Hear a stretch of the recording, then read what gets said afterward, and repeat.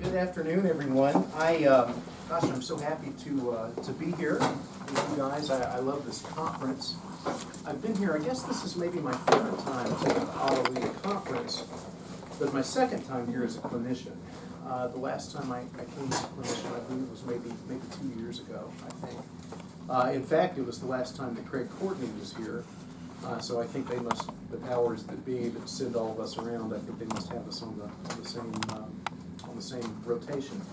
I gave this lecture the last time that I was here also, and I don't know if, I don't recognize everyone's face. I actually recognize maybe a few faces, but was anyone here that heard it the last time?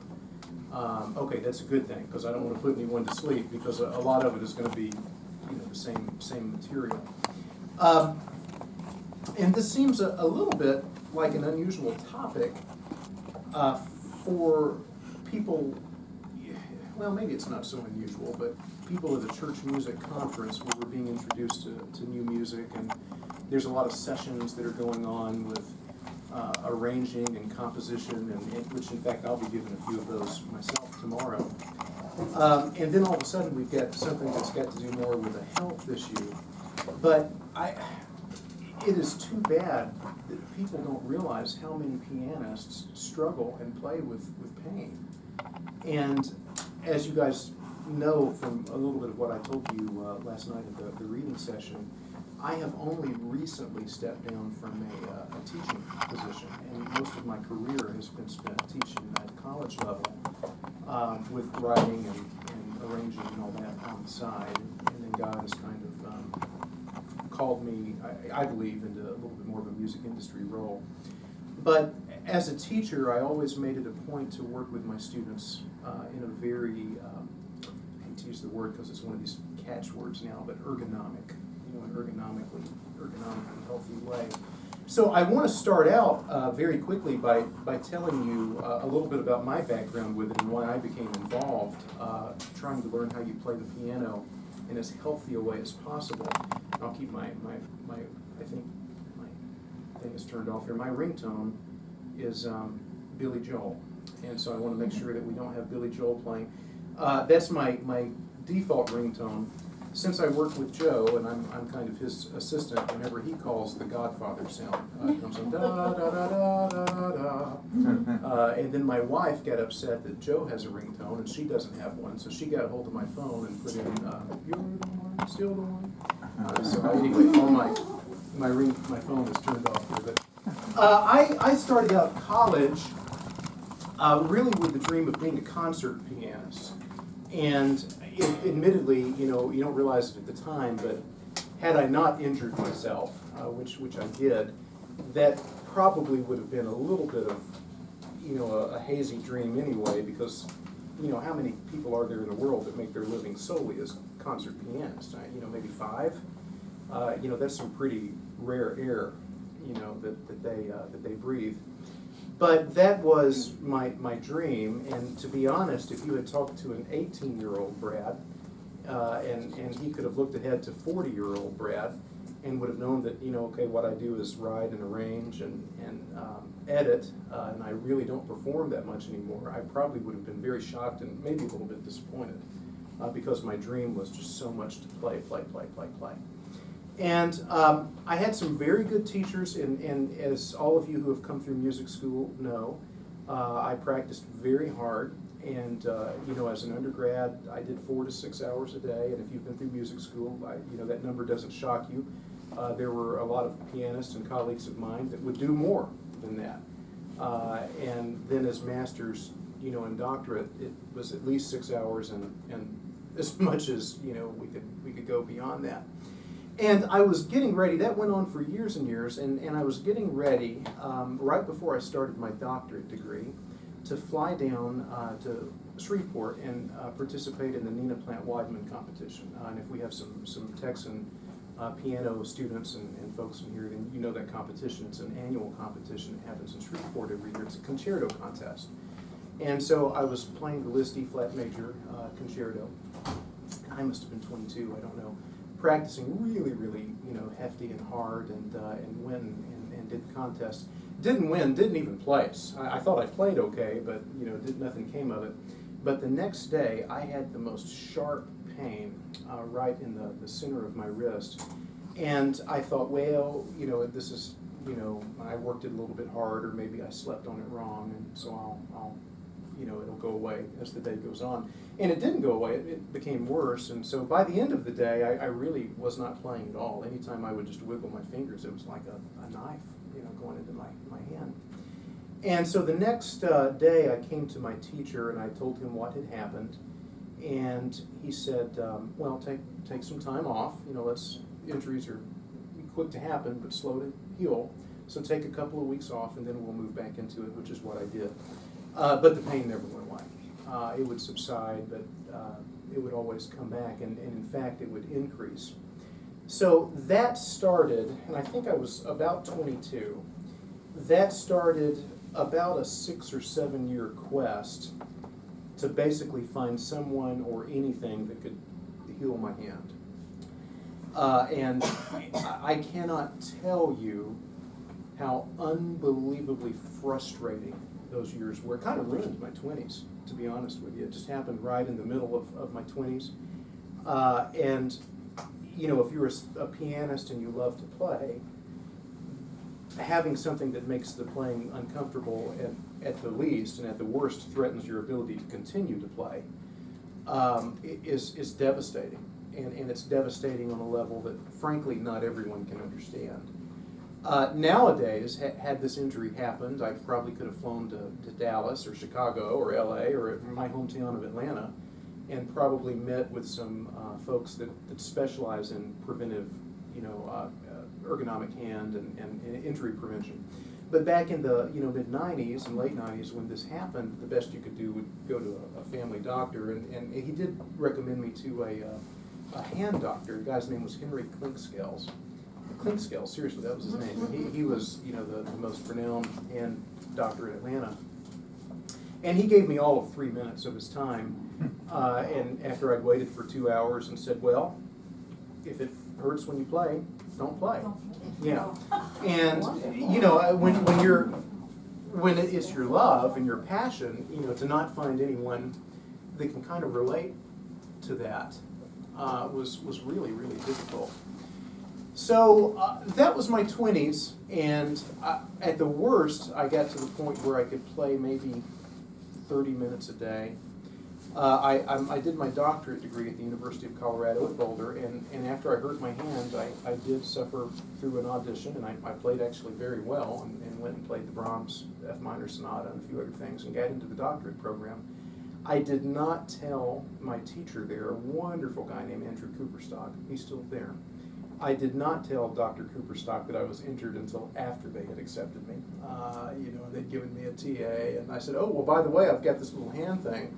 But he could not have been nicer, and he said, we'll work with it, we want you to be here, we'll explore how to take care of this.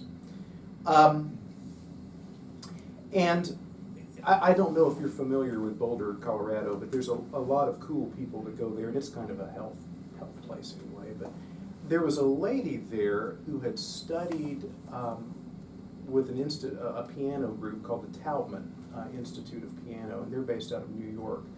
And she had studied there, and she began working with me, and she helped really back me out of a lot of that injury over time.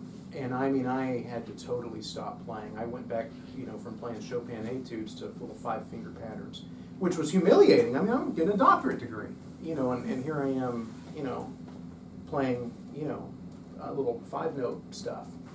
But I committed to it, and she really, really helped.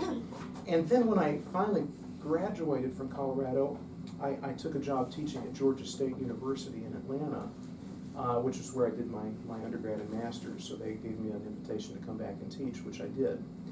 And I began working with a lady who lives in North Carolina named Barbara Listersink. And Barbara Listersink kind of put the finishing touches on the process that I had started in Boulder.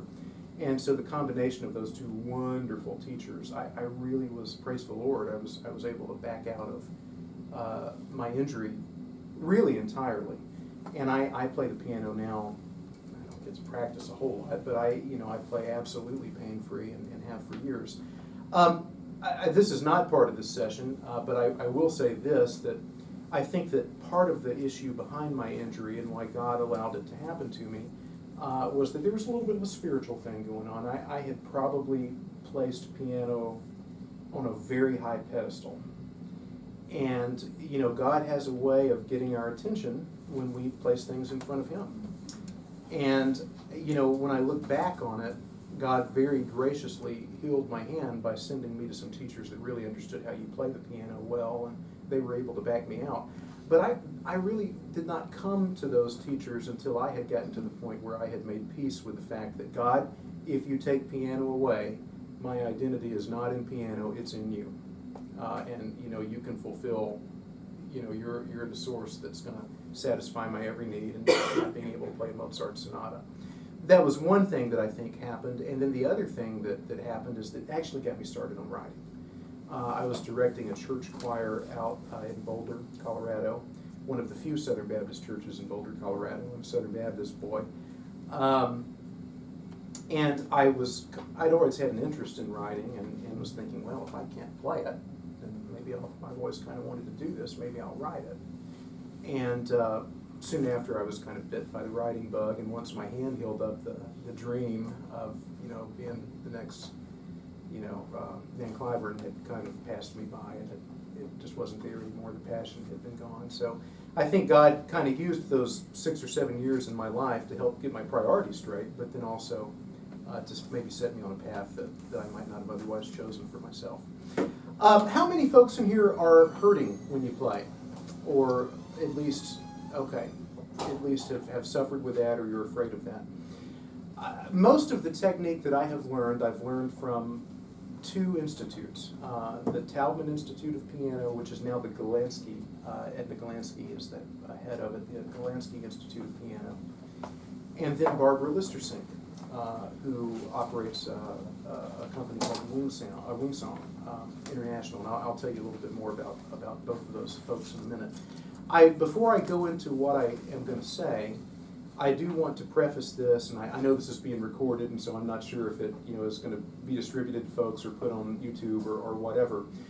People who teach in the Taubman School are very particular about who puts forth their methodology. And in fact, a true Taubman teacher will go through intensive training at their institute in New York, and then after much rigorous work, they will become certified. And then they're qualified to say, I'm going to teach you the Taubman technique. Barbara Listersink does the exact same thing. I have worked with both of those ladies and with teachers associated with both schools, but I cannot tell you that I am an official representative of either one. So what you're hearing from me today is not, don't take that as gospel, that this is what they say. A lot of people feel like in both sides that they hold the key, that the Taubman people think they've got the key, and Barbara Listersink devotees believe that they do. I believe that the 2 methodologies really are after the same thing and work hand in hand, and studying with both groups, I've been able to cull some wonderful things from both people that helped me. Yes? How does the Alexander technique play into all of that? We'll talk about that in just a minute. Okay. Alexander technique plays a huge part in both methodologies.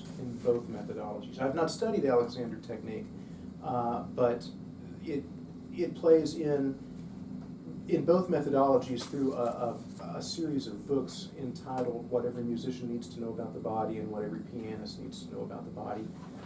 What Every Musician Needs to Know About the Body was written by Barbara Conable. And I think Thomas Mark is the author of What Every Musician Needs to Know About the Body.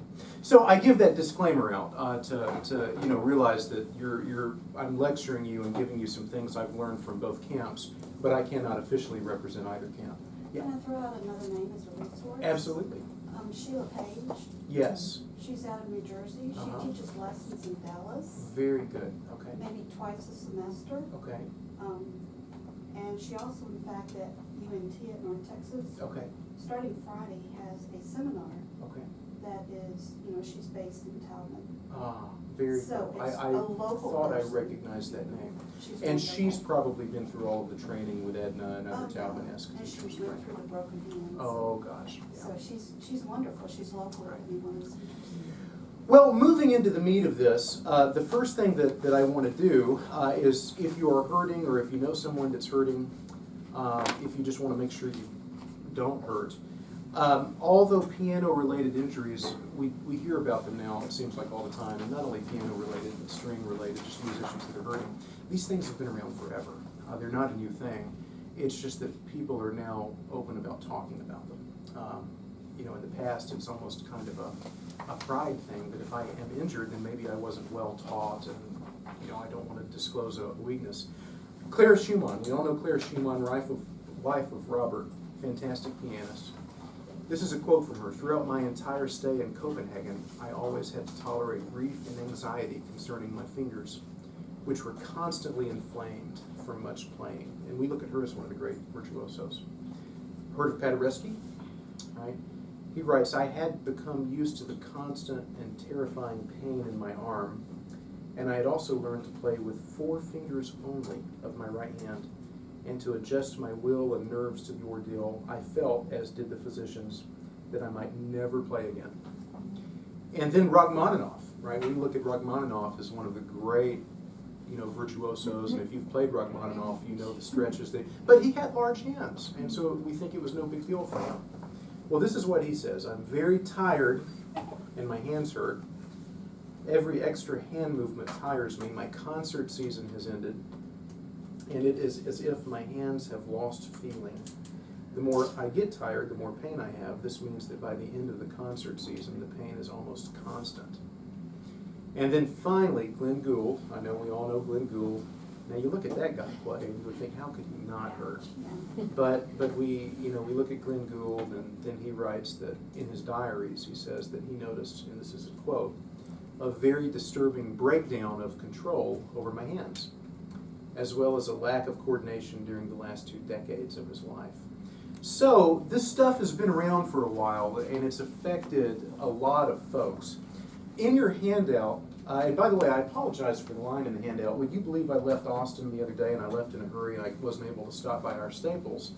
And so the good folks at our hotel this morning said, "Oh, it's no big deal, we'll copy this for you." But they got a line going through it. So I apologize for that. I'm aware that the line is there, and it makes my handout that I spent so much time on look a little bit less than professional, but you'll just have to maybe ignore it, if you will. The third point that I have is some important names in ergonomic piano pedagogy. In the interest of time, I'm not going to go through all these names, okay? But if you want to study out some of them, they each contribute to what I'm going to say here when we get down to item 4. They each play their part in contributing to that. I'm going to give you a gross summary of the history of piano technique. Early keyboard instruments, ranging all the way up to the harpsichord, required very little weight to put the key down. If you've ever played one of those instruments, you know what I'm talking about. You almost can blow on the key and it will depress. And so therefore, finger technique was really all that was needed. And pedagogical training developed to create a finger technique. When pianos, and Mr. Cristofori and all the folks that played, a part in the development of the piano, when we began to have our modern concert instrument, the keys required a little bit more weight to put down. And teachers realized that an isolated finger approach is not necessarily going to get the job done anymore. We need something else. And so that's when they began exploring weight, right? The amount of weight that you use in your arm in correlation with the fingers to put the notes down, the way that you coordinate your torso and your arm and wrist behind the fingers, all these things. And basically, piano pedagogy has been trying to get the ratio, the balance right between those two things. Some people, like Rudolf Breithaupt, which is C, was an exponent of the weight school. he developed a bunch of pianists that probably felt really good when they played, just dropping all that weight into the piano, but they had no precision. They had no, I couldn't imagine hearing someone trying to play a Mozart sonata slinging weight everywhere. 333 is just not going to sound that good. And then, of course, you've got other folks that remained with the finger independence. So that's kind of been the battle. And through the history of all these folks, it's people putting forth their own ideas on how to solve it. Now, how an injury occurs, and I've given this lecture quite a few times, and it's time-consuming once we get into the meat of it, and we've already wasted some time with me telling you a little bit of my background. So I zipped through it, but if you've got a question or you want to interject something, please feel free to do that, because we can all learn from one another. Okay, basically this is what happens when an injury occurs if you've never thought about this before.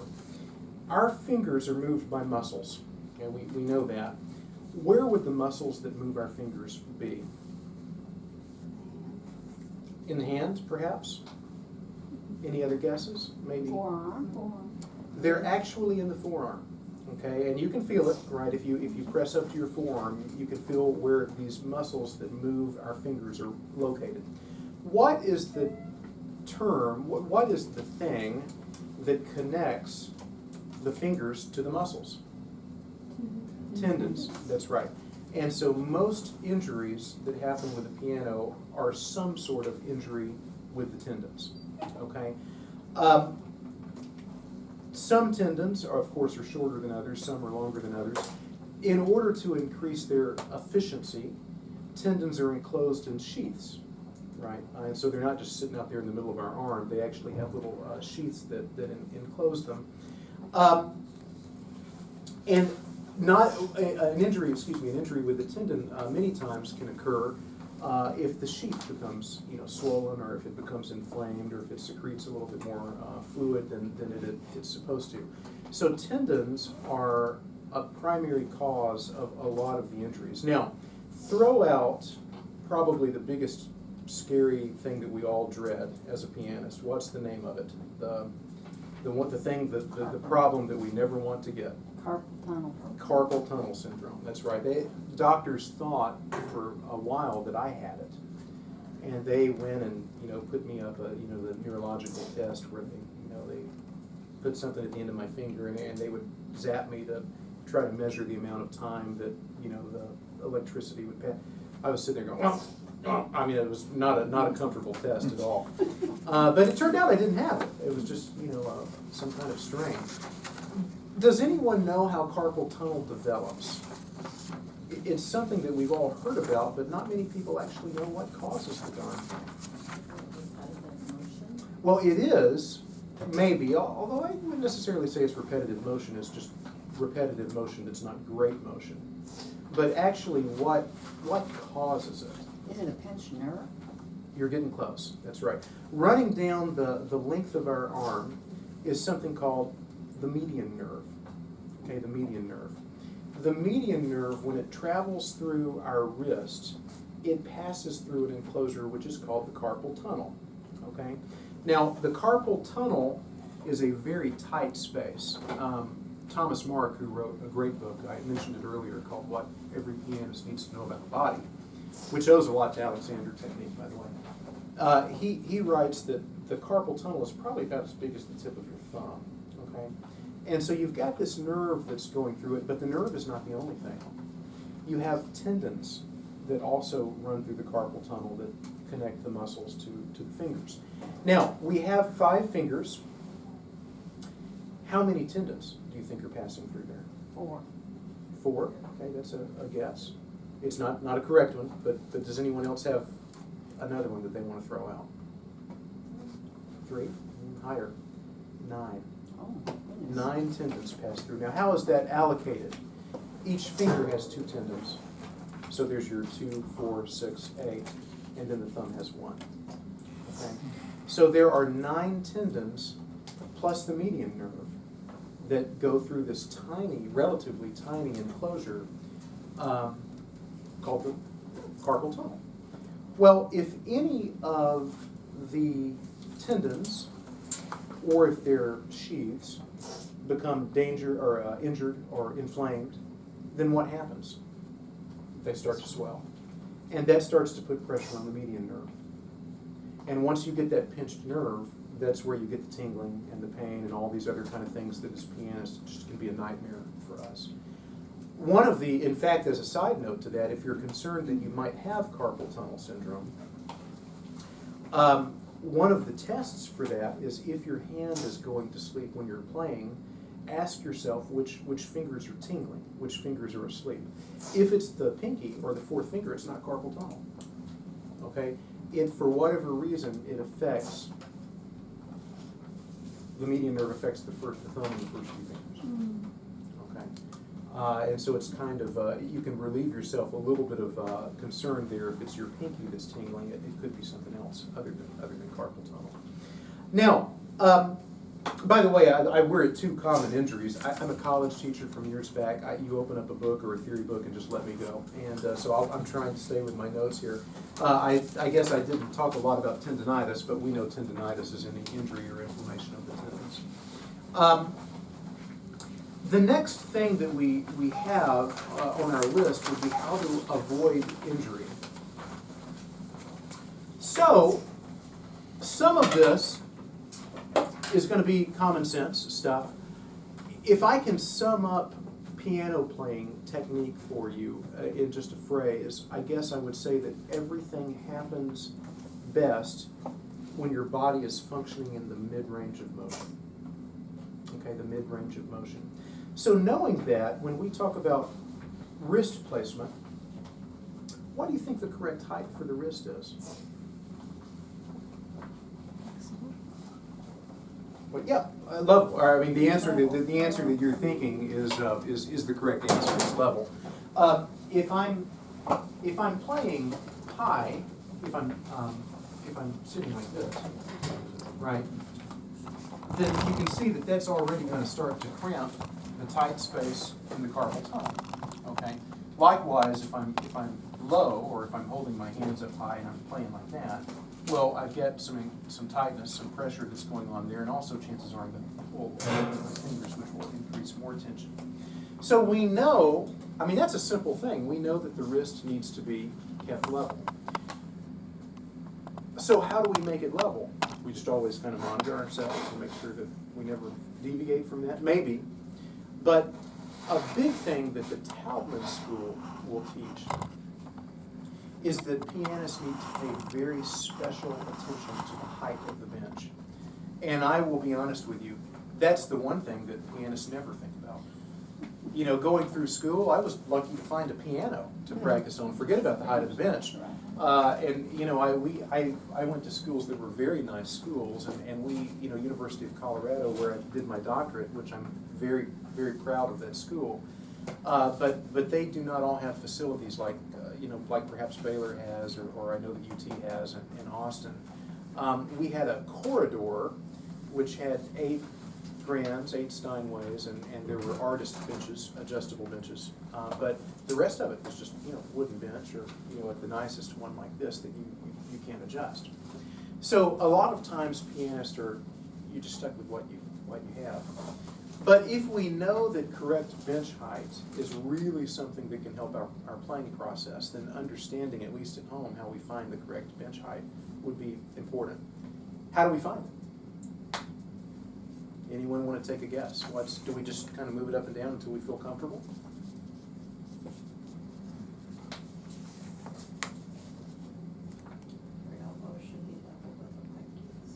That is it. That's the answer. Your elbows should be more or less level. And I say more or less. They could be level or slightly higher than the black key, or than the white keys. Excuse me. Now there's a test that you can try. You can do it yourself, but it probably is helpful to have a family member or a colleague or someone like that come over and maybe administer the test for you. And it's not a painful test. Come up to the piano just a second, if you don't mind, and we'll use you as just a demonstration here. And this comes from the Taubman Institute of Piano. I've seen Edmund Lansky and others administer this test quite a bit in trying to ascertain what the correct bench height would be.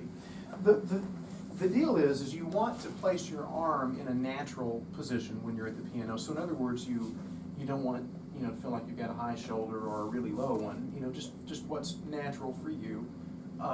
And then you place something sturdy underneath your forearm. Okay, something that can kind of be a leveling agent. And I'm going to use this folder here, and of course, I think she's familiar with this test, so she's not going to do this. But when I put this book underneath here, what you do not want to do, or you don't want to have your student do, is try to raise up to, try to, make something, a height there that's not naturally available. And if I put this here, then you can see that from the tip of her elbow, she's sitting quite low, right? Can you see that?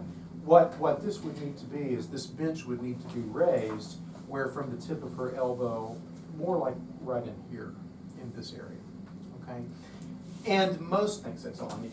And most pianists are gonna sit incredibly low. It's actually very rare that people sit high. Most of the time it's low. Now, what does that mean? Okay, most of the time, to be honest, I rarely find an artist bench that goes up high enough for me to sit correctly, okay? So people have tried to solve the problem with all sorts of, things to greater or lesser success. I mean, you can pile dictionaries underneath, but, that's going to be a sore bottom, after a little bit. The best thing that I've ever seen, and that when I taught private piano, I would recommend to my students, would be the use of carpet squares. You can go to a carpet store and, and they'll either give them to you as samples or you pay something, relatively inexpensive, and get, 7 carpet squares, sitting on the bench. Will cover the entire bench so you don't have any kind of odd weight distribution that you might have if you're on a pillow or a collection of books. And then 6 or 7 of them will raise you 5 or 6 inches. And so when I taught private piano, not at the college level, but private piano out of my home studio, which I used to operate in when we lived in Boulder, my students would come in and I'd have carpet squares there, and we had already figured out what their height was, and so they would just know, oh, I gotta get 3 squares, or I get 2 squares, and they knew, and of course as they grow, you have to adjust that a little bit. But that's the answer, and I'm looking around, and I might only see one college student or high school student here, but if you, in lockers or wherever you practice, at the church, when you play, if you can have those available, it will really do a good deal for helping your wrist. I mean, it makes sense. If you're sitting too high, your wrist is this way, and if you're sitting too low, it's like this. And so you gotta be mindful of that as much as you can, and kind of create an atmosphere where you won't hurt. What happens if the bench is too high? This is something that I hardly ever, in fact, I don't know if I've ever seen a bench that's too high. You gotta saw the legs. No, I'm kidding. There is nothing you can do. You just need to find a lower bench. But every now and then, I guess you could bump across something that's too high. Yes? If I had pain in my shoulder, would that be because I'm not? It could absolutely be because of that. I think if you're sitting too low, what happens when you sit too low? Well, as a pianist, that you have to have a certain amount of weight, we know this instinctively. Our upper body has to be involved. We don't just use our fingers. I forget who it was. I some video, and this guy made the point, or a lecture I was in, that a swimmer swims with their legs and not with they kick with their toes. So we instinctively know that. And so if you're sitting low, then you're going to compensate for that by raising up shoulders. Now, maybe not quite what I'm doing. I'm exaggerating to make a point.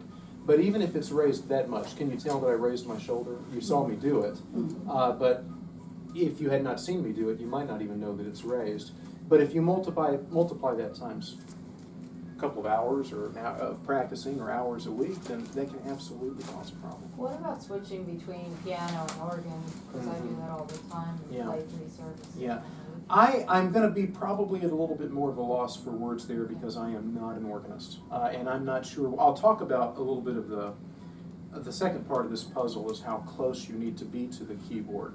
And that might come into play with once you guys. Well, we finally got an adjustable organ bench with a back thing on it, so I'm in better shape there. Good, But good. the piano, I might just have to buy the rest. Right. You know, and There are get, hydraulic benches now too. yes, there are. Great. That's right, there are, And there they're are. really nice. And you know, the last thing I want to say before I move on to, well, I'm going to throw in one thing here that's actually not in your handout. But we talk about keeping a level wrist, and you guys understand, of course, that it is impossible to play piano repertoire keeping your wrist like this, I mean, the whole time. And in fact, you can say, by gosh, everything I play, that wrist is never gonna deviate, and you'll create stress and tension just trying to stop it from, So, you know, I had a great teacher once that said, you know what, you'll deviate from it, and in a minute we'll talk about some ways to do that, but the level wrist is kind of the home base that you're always coming back to.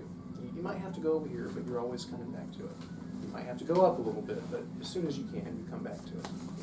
So, this idea of level wrist, you know, follow it, but don't, you know, there's a gazillion and one different ways that pianists move, you know, when they play the instrument well. The last thing I wanted to say before I go on to 3, and I think we got 20 minutes, and we're going to get through it actually, we're doing fine. How do you decide how far away from the piano you sit? That's something that hardly is ever addressed. But it's important too. In our little, Where it's comfortable. in our little book that we use that I use, the Faber, Mhm. it said to sit at a comfortable place, and put the arms out here, and their knuckles should be at the fall board. I mean, their back is straight. That's good. That's good. I had a great teacher once explain it to me in a way that I think just about made more sense than anything that I've heard. If I'm far away from the piano, imagine that now I'm exaggerating here, but if I'm far away from the piano, then how can I explain this? When I press down on the pedal, I'm going to feel effort in my calves, right? And likewise, if I'm too close to the piano and I want to lift up on the pedal, I'm really feeling the effort in my calves, okay? And so the correct distance is that spot that you find, and you have to tinker around with it a little bit, where you can either depress the pedal or raise the pedal, and it truly feels effortless. It feels like there's no activity going on at all here, right? And then you found it. And so the combination of good bench height and then the correct distance from the piano, I think, go a long way in preventing injury just in and of themselves. Number 3, wrist and forearm relationship.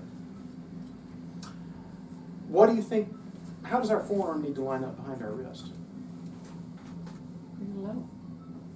As much as we can when you play, it needs to be relatively straight behind the wrist. Okay, now, pianists call this twisting. Okay, if I play something and I'm doing that. Okay, or I'm playing something and I'm doing that. For the most part, you want your forearm to be lined up more or less behind the wrist. And this is something that doesn't just come from the Taubman Institute or Barbara Lister-Sink. I read a great book many years ago. In fact, I probably put it in your bibliography. It's by a pianist who's now passed away. His name was Georgi Shandor, and the name of the book is On Piano Playing. And he puts the same argument forth that, and it makes sense why, because if we have tendons that are connecting muscles to fingers, then if I'm going to play something like that, then that's like a water hose that's shooting out water, and I put a dent in it. You know, in fact, I had a teacher that would tell me, when you play, just imagine that you've got unimpeded water that's flowing from your forearm through your fingers, and we don't want to have anything there that's going to stop that. Now, the deal with this, of course, is it is impossible, again, to play the entire repertoire of the piano and never have to move around a little bit, okay? So you can't keep yourself in a straitjacket, but you just have to almost choreograph your movements when you practice so that you avoid twisting as much as possible. And there's some slick ways to do it. I'll show you a couple right now. I keep pushing this piano out.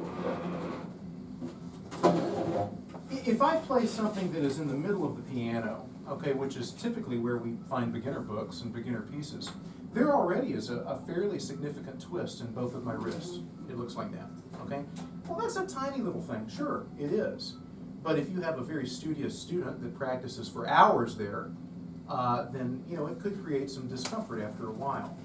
Well, one of the easiest ways, what can you do? You can't, do that. Well, simply just leaning back from the piano. If I lean back a little bit as I play, then this magically starts to straighten out a little bit, right? What happens if my left hand has to come up here really high and play, right? That's a significant twist, okay?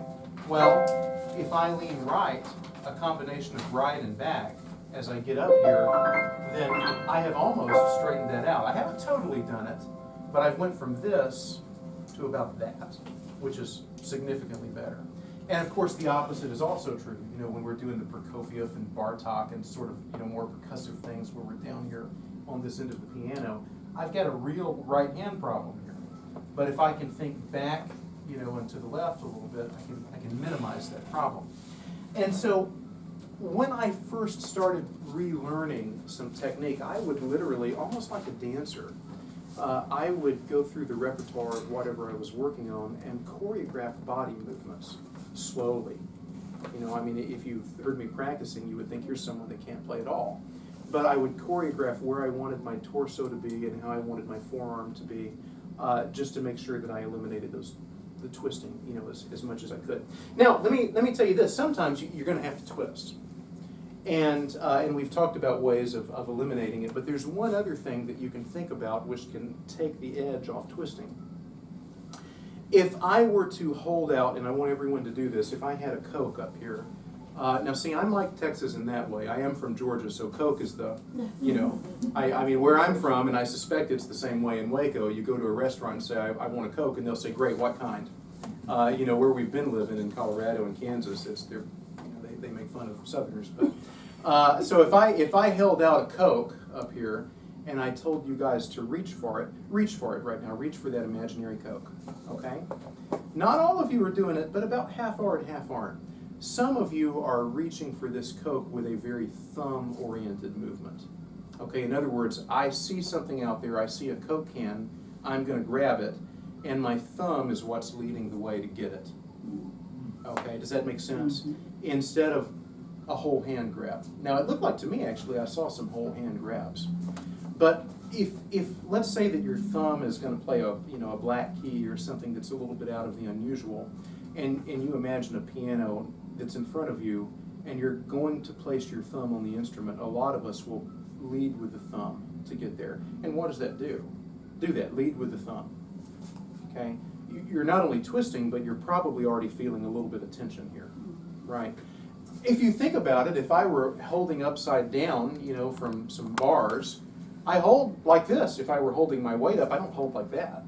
That's the weakest possible way to do it, I wouldn't hold with my thumbs like that. I would do this.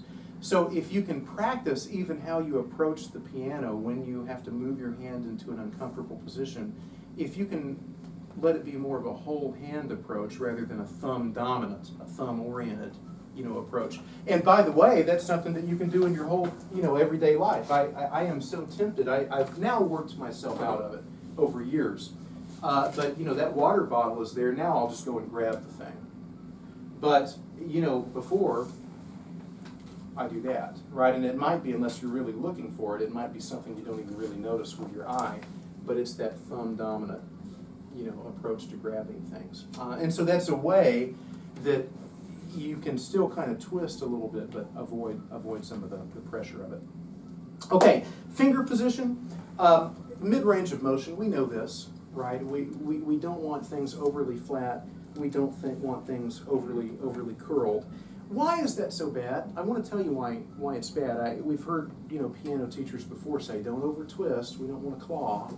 But at the same time, we know we don't want to, play like we're, electricity is going through us and our, So, what's the problem with those two extremes, and why do they not work well for us?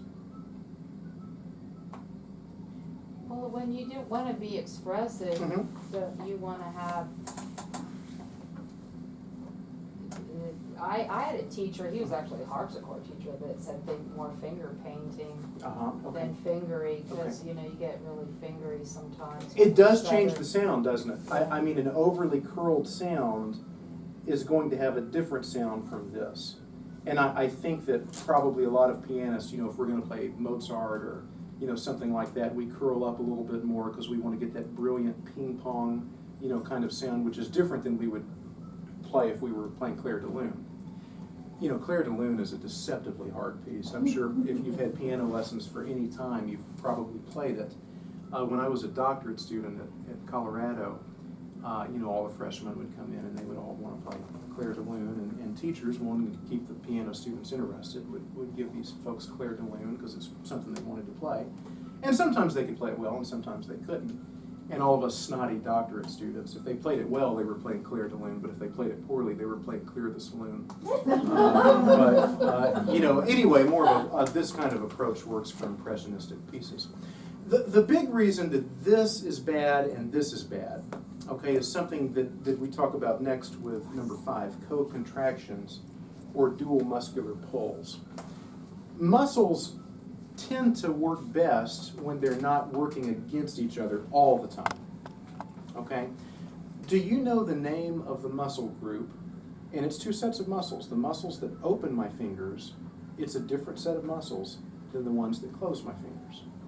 When I open my hand, when I lift my fingers effectively, I'm using the extensors, that's right. And when I I'm using extensors, and when I close them, I'm using the flexors. Well, think about what happens if I curl, I'm really using my flexors over time.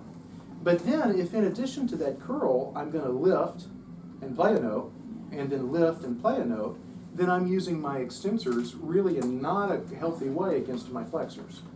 Right? That's a dual muscular pull. Now, I'll show you what that feels like. Make a claw, okay, and then try to move them fast while you're clawing. It feels yucky. Right? That's what a dual muscular pull feels like.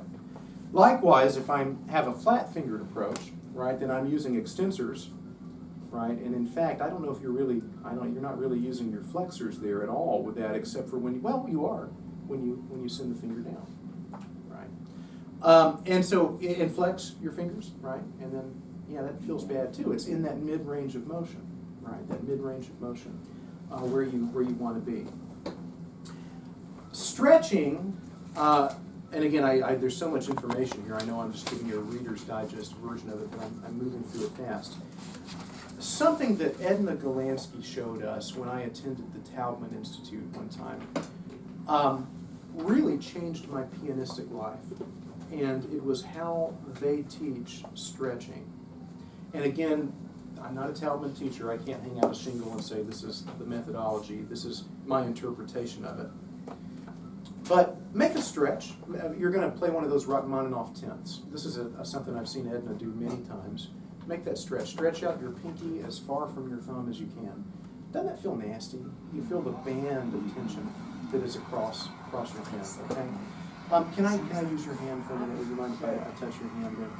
What I'm going to do with her right now, and I'm going to ask you guys to do it to yourself in a second, I'm going to open up your hand, but you're helping me already. Don't help. I'm going to open up her hand, and it's now as far as it was, okay, a minute ago, but she's not doing anything. I'm doing it, okay? I'm closing her hand, and now I'm opening it. Do you feel that band of tension across there anymore? No, you don't. Now, open your hand, you stretch it, and then let your hand relax and see if you can take your other hand and just push those fingers apart. And you'll notice something really interesting, that when you open your hand, it's tension. But when an outside agency comes and make your hand like clay, like dough, and it manipulates your hand and opens them up, there's no tension there, okay? So what Taubman folks always teach is let the piano open your hand. You don't open your hand. You let when you have a stretch, let the piano do it. Now, what I'm giving to you right here is going through Brad's filter, and so I'm always careful to say that because I respect Edna and her teaching and Barbara Listersing so much that I always want to be very careful that I say over and over again that this is my own approach to it and what has worked well for me and my students. To me, that's a mind trick. Obviously, the piano does not open your hand. You know, if I say I'm going to let the piano open my hand and I don't do anything, then I get that, right? So, of course you have to open your hand. But to me, what that does, if I approach playing an octave with the mindset that the piano's going to open my hand, I'm not going to do it, then that eliminates a couple of things. It eliminates something called preforming, and you all know what that is. When you have to play an octave, and I'm going to get ready for it, I'm going to make sure I don't miss it. Well, do that, preform an octave. Chances are you're already tied, right? It eliminates preforming. Now, do you form? Yeah, you do. But it's a mental trick where you wait and you do it at the last possible second, right before you play. And it's a mental trick that also causes you to use only enough tension as is necessary to get the job done. For years and years and years, and this was a bugaboo for me when I first started trying to get out of my hand problems, people would say, well, you're too tense, relax, you need to relax when you play the piano. Well, how do you do that? Yeah. I mean, if I really relaxed right now, I'd fall down to the floor. And even then, I wouldn't be totally relaxed because my heart's going. We don't really relax until we're dead. And so what happens is, if you're telling your student or if you're trying to relax, then you create this dead mass of a muscle that has to be activated again before it moves, and then you've got to use twice the strength to activate a dead mass than you have to one that's already in motion. And that creates more tension. So the deal is that you don't relax. You never can totally relax. It's that you learn to use only the amount of muscle strength necessary to get the job done. That's what it's all about. You figure out how you use just enough strength to accomplish whatever pianistic task you're wanting to do. Tension comes when the pianistic task at hand, the rotary octaves or the big chords or whatever require, this much tension, and you give that much tension to it, right? If I pick up my phone, I pick it up with the least amount of tension. I don't go, my hands are shaking, I'm tensing up so much. But that's really what a lot of us do when we come to the piano. We use way more tension than is necessary. And so teachers that don't quite really understand that counter that by saying, well, relax, and that's not always helpful. And so back to this let the piano open your hand thing, it's a muscle, a mental trick to kind of trick you into using only the amount of tension necessary and not more. Yeah, does that make sense? Does that make sense to you? Okay. Key betting. This is something you have to be very, very careful of as well. And I'm looking at my watch here, my phone, not because I want to end the session, but just I want to honor your time, and I can keep going with this stuff. I'm like the Energizer Bunny. But key betting is something that we've all experienced. Pianists call it key betting. It is, again, another manifestation of using more energy than is necessary to put the key down. And that is, once you press the key, you cannot affect the sound any further, right? I mean, you can lift the key and it'll terminate the sound. But other than that, you can either hold it or you can let it go. And if you hold it long enough, the sound will eventually die away. We're not like a violinist or a trumpet player that can actually affect the quality of the sound once it's being produced. Once that note is down, it's down. Why then do pianists push and continue to push in, especially when they're playing loud? The sound is made, but we'll still continue to push a little bit. And most of us are slick enough that we don't push in. We don't do that. Maybe some of us do, but I would assume most don't. But even if you push in with just a minute amount of pressure, if you multiply that times hours a day, times days a week, times weeks a month, over 7, 8, 10 years, then after a while you can find yourself in a problem, right? It's like, I used to go to Panama City. Anyone ever heard of Panama City? I'm from Georgia, and so when we go to Panama City, we proudly call Panama City the Redneck Riviera. And every summer, my family and I would go down to Panama City, and we'd love to ride those dopey go-kart races, and they don't want anyone to get hurt on the go-kart races. And so the go-karts are 3 horsepower, go-karts, and they keep the governor. I mean, you're not going to go fast. And if you get a real dud of a go-kart and you're racing against someone, when I would step out of the go-kart, my leg would be hurting. And the reason it would be hurting is that I would have that pedal to the metal, trying to catch up with someone, pushing, just trying to get that extra ounce of speed out of the go-kart. The go-kart ain't giving it to you. I mean, it's floored. It's not going to go any faster. I could have just lightly held the pedal down and it would not have affected my speed anymore. And so it's the same way when we play, and especially when we play loud, when we create a big sound. I mean, at this point, slap my hand away, right? And if you, when you're playing, it's a good exercise to periodically do that. I'm going to make the assumption that if you slap your hand away, it wouldn't be this. You know, that's tight.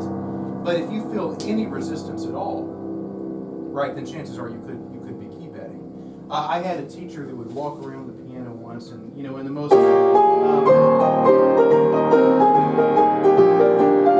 in the most unexpected places, he would come up and do that, and if my hand didn't fly up and hit myself, then there was a problem, and that's when I finally started realizing, hey, maybe I'm key betting a little bit and didn't even realize it.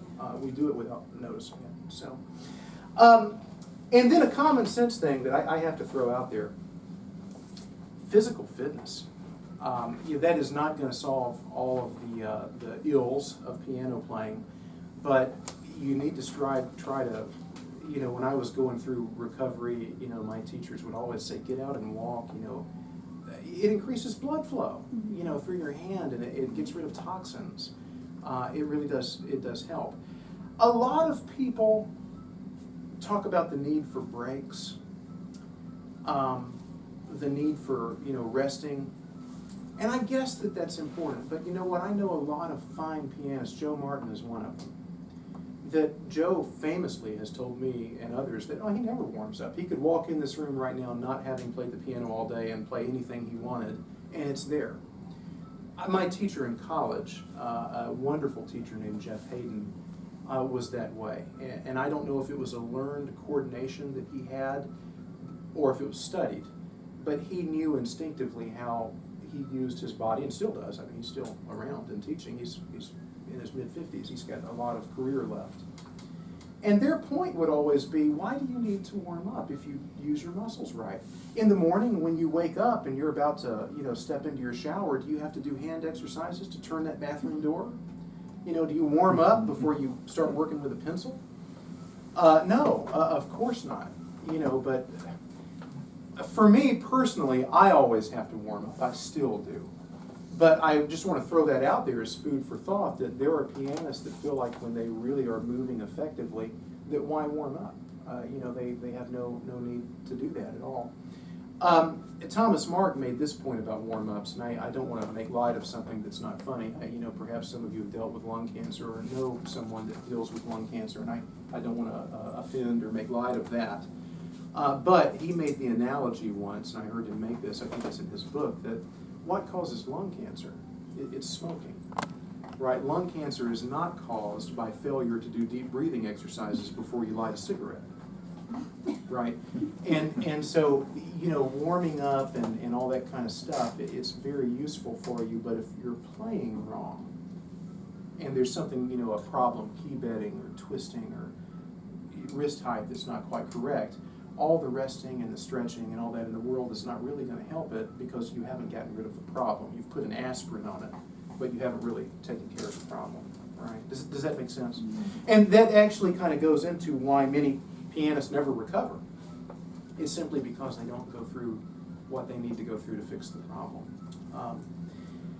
If you are hurting, you have a little bit more of an advantage in this day and time than I had in even, I'm not the youngest guy in the room anymore, but I'm not ancient. I just turned 40 in March, so I was going through this back in the 90s. It was only 15 years ago or so. But the amount of instruction that is available to people who are hurting or who just want to avoid injury has multiplied 100 times from what I had back in the 90s. And so there are doctors out that in every major city that specialize in problems of the hand. Certainly, I know that they're in Dallas, I know that they're in New York, I know they're in Chicago and LA, and even a mid-sized city like Atlanta, has them. And so if you're hurting, the first thing that I would do is see if you can find either a doctor that specializes in this or a teacher that specializes in this. And the teachers that specialize in hand retraining are just abundant right now. There really are several groups out there. You've got the Taubman folks that I've already mentioned, And I believe I even put the website of the Taubman group under Find a Teacher. It's the Golansky Institute. Dorothy Taubman has now passed away. She passed away several years ago, but her protege, a lady named Edna Golansky, teaches privately in New York, and then they have a summer festival every year where people can fly out there and work with teachers. And then they even have teachers that they're so willing to help. They have teachers like John Bloomfield, he's the head of the faculty there for the Taubman Institute. He'll fly out to certain cities and meet with people. And like Sheila in Dallas, there might be folks in the area that have been certified for this. Barbara Listersing, who I worked with extensively, is in North Carolina, in Winston-Salem. And she gladly takes on people and has summer conferences, which accomplish much the same thing. Abby Whiteside, I haven't mentioned her yet, but she was another great pedagogue that a lot of people have followed her methodology. Tobias Mattei, right? There's a lot of people that subscribe to his methodology. And these guys differ. I'm not going to make the mistake of saying that their methodology is all the same. There are crucial differences between each one of these, but they're all after the same thing, which is ergonomic, pain-free movement. So you need to find a teacher. You need to see a doctor if you're hurting. Doctors nowadays are much less, willing to say, well, let's cut you open and do surgery. I tell you what, if you're hurting, I would not have that surgery until it is the absolute last possible thing. I debated the carpal tunnel surgery, having it. I'm so thankful I never did. I found teachers in the nick of time. There are wonderful surgeons, I'm sure, that can do that and perform it well. Every year the technology and the science increases, so I'm sure the surgery now is even less risky than it was 10 or 15 years ago. But why in the world would you consider having a doctor cut you open and go to work on your hand until you've explored every avenue, for getting better and giving yourself a chance to really work with, teachers that can sit with you and watch you play and diagnose your problems just like that. ICE is something that from time to time doctors will recommend. You got to be careful with that. I've known a lot of pianists that have really probably caused more harm than good in icing themselves.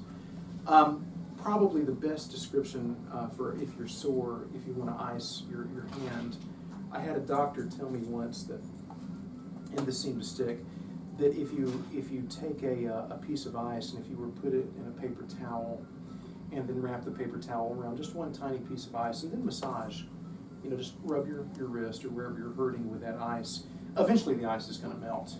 It's going to happen in about a minute and a half, and that's about as long as you need to do it. I would have student colleagues when I was a student that would put their hand in a bucket of ice water and keep it there 5 minutes, and I just think, oh, you're going to have a cardiac arrest, or don't do that. Not to mention just what it would do to their muscles. But ice can be a wonderful thing, but it can also hurt and do more harm than good. The last thing that I have here is this bibliography. There are some great books that are out there. Through Lorenz, well, not Lorenz, through Heritage, which is owned by Lorenz, there's a wonderful book called A Symposium for Pianists and Teachers, Strategies to Develop the Mind and Body for Optimal Performance. They include a lot of the concepts I've talked about here. Barbara Listersink has written some articles in that book. However, Barbara told me many times, and I would tell you, just because authors contributed articles to that book does not mean they subscribe to everything in it. It's a compilation of articles written by a lot of different people. They do not all necessarily agree with one another. But it is a wonderful book which can provide some good insight into that. With your own two hands, Seymour Bernstein, Barbara Conable, What Every Musician Needs to Know, Alan Frazier, The Craft of Piano Playing. There's the book by Mr.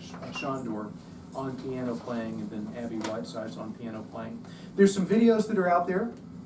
The Taubman Technique. It's a series of 10 video cassettes which each deal with a different aspect of the Taubman technique. Edna is giving the lecture. When I purchased them, I had them on video cassette. They're probably on DVD now. I haven't looked because I just have them on video cassette, and I actually still own VCR. So when I want to look at them, I watch them there. But they can give you a good introduction into a lot of the concepts that she teaches.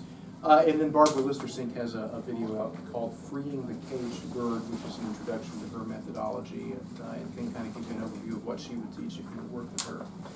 Any quick questions? I think we're done, but I've tried to kind of honor time and move as quickly as we can. Yes? Do you have any comment on Fridays?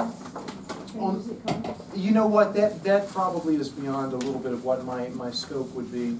I know that Barbara and both Edna have worked with arthritic pianists, and so I'm sure that a lot of these techniques do, you know, arthritis is a bit more of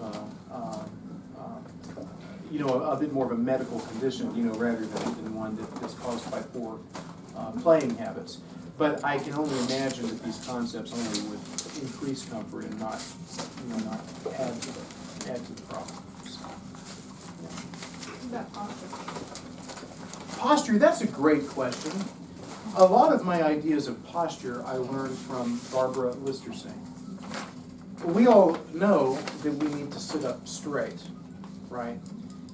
And how do we, my dad was always telling me, son, stand up straight. He'll still tell me that. He always thinks that I want to slouch because I'm interested in looking cool. And actually, that's not it. It's just that there ain't nothing you can do to make this cool. There's just, you know, I've just never been one to stand up straight. I do most of the time when I'm playing or conducting, but in my normal life, I slouch. Most of the time, when we approach sitting up straight, we think of military posture. It's what's ingrained in us. And what's the military posture? Shoulders back, chest out, do that. It hurts. You know, it hurts to do that. And a lot of people are, when they're told to sit up straight at the piano, that's the posture that they take. What Barbara had me do in lessons was, and this is a bit of an Alexander technique thing too, by the way, she would have me slump down, I'll demonstrate it for you, but slump down in a chair and basically imagine that my head was a helium balloon, a hot air balloon, which is floating up, and like a snake follows the head of a body, the rest of my spinal cord and the rest of my body follows that. Okay, the head is not jolting up, my shoulders are not leading up, my head is literally floating up, and the rest of my body follows. Okay, so if I get here like this, okay, and I'm as relaxed as I can be, and then I'm going to let this head start lifting up. You can see that my head is what's moving, not my shoulders or my torso. You know, as I come up, my head is floating, and the rest of my body is just kind of coming into alignment underneath that, and the head is floating up. And here I am. Now, I'm not slouching. This is not a slouch. I'm sitting up straight, but it's a comfortable straight. I'm not going to deviate from it right now. It's not a military straight, right, which makes all the difference in the world. Yeah, posture's a big thing, because if this is, then all the nerves that run down from your neck, you're pinching them. It's going to hurt. Yeah. Thank you so much, guys. I hope this has been somewhat helpful.